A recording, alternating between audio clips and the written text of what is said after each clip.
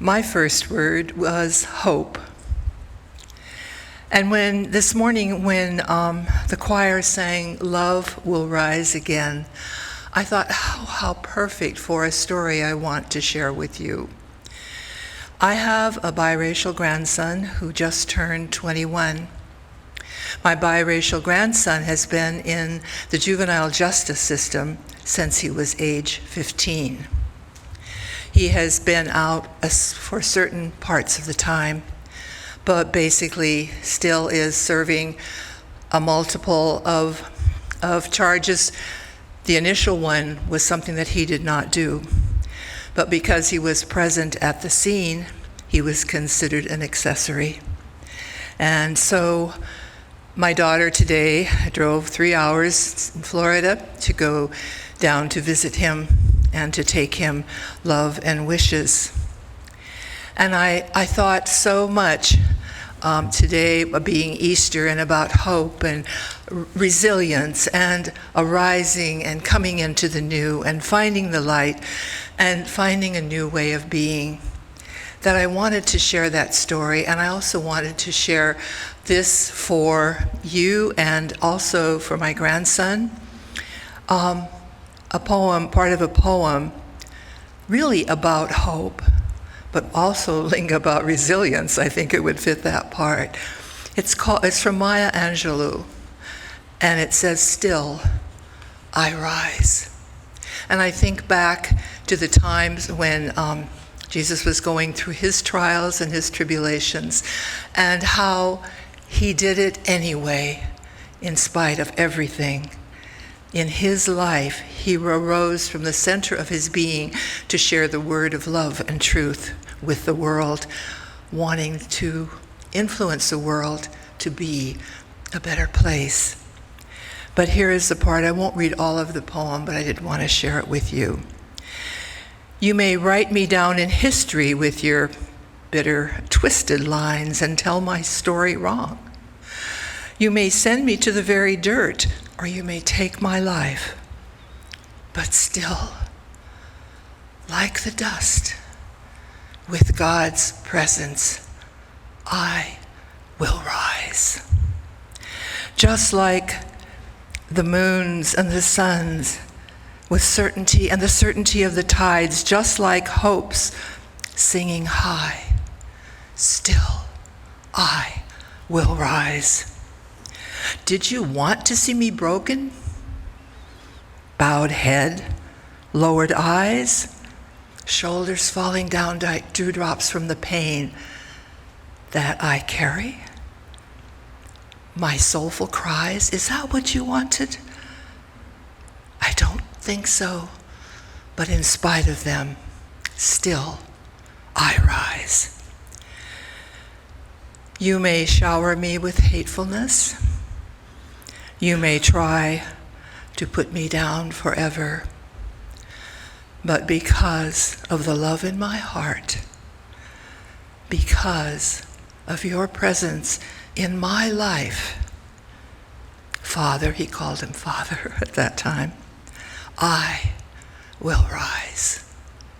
And for me, that's one of the most wonderful messages for this Easter Sunday, this Easter time every year. We are rising every day. I don't mean that we're being stoned or all those horrible things, or even what my grandson is going through. I mean, we go through trials every day. I know there are people in this room that have had so many challenges over the past year and the many years. And I've seen you stand tall. I've seen you incorporate and bring within your life the presence of Spirit in profound ways.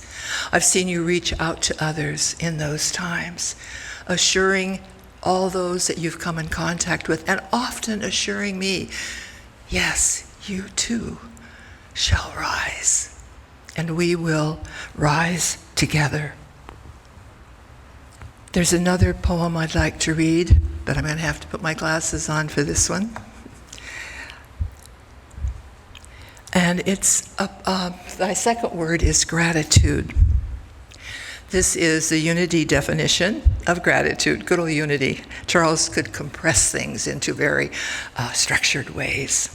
And he said, the demonstration of prosperity through divine law. Gratitude is a great magnet, and when it is expressed from the spiritual standpoint, it is powerfully augmented. Like saying grace at a table, demonstrating the power of increase through the giving of thanks. Gratitude. I know and I believe, I should say I believe that there were many times in Jesus' life, in Easter time, where he was grateful for the presence of God in his life, for the presence of the Holy Spirit that guided him, grateful for his family, and most of all, for his followers. Because when he entered Jerusalem, he was grateful for the opportunity to spread the word. Here's what Mary Oliver has to say. For us today, my work is loving the world. Here the sunflowers, there the hummingbird, equal seekers of sweetness. Here the quickening yeast, there the blue plums, here the clam deep in the speckled sand. Are my boots old? Is my coat torn? Am I no longer young and still half perfect? Let me keep my mind on what matters, which is my work, which is mostly standing still and learning to be astonished at all there is in the world. The phoebe, the delphinium, the sleep in the pasture, and the pasture itself, which is mostly rejoicing since all the ingredients are already there, and it just gets to be, which is gratitude, to be given a mind and a heart, and these body clothes, a mouth with which to give shouts of joy to the moth and the wren and the sleepily dug clam, telling them all over and over how it is that we will live forever. We will live forever. That is a gift that is given to us. In this too shall we rise, always rising into joy and into passion and compassion, and always, always available to us is the opportunity to rise into love. My third word is peace. From unity, thank you, Charles Fillmore, once again. Harmony and tranquility are derived from the awareness of a Christ consciousness. Steadfast affirmation of peace will harmonize the whole body structure and open the way to the attainment of health conditions in mind and body. Until world peace is based on the divine law of love and the law incorporated into the pact of peace as well as the minds of those who sign the pact, there will be no permanent peace. Our job, our role, is to sign the pact and bring the love and the compassion and the caring and the hope, which is the Easter message to the world, right here, right now, and forever. That is my blessing for you. That is my blessing for my beautiful grandson. Thank you.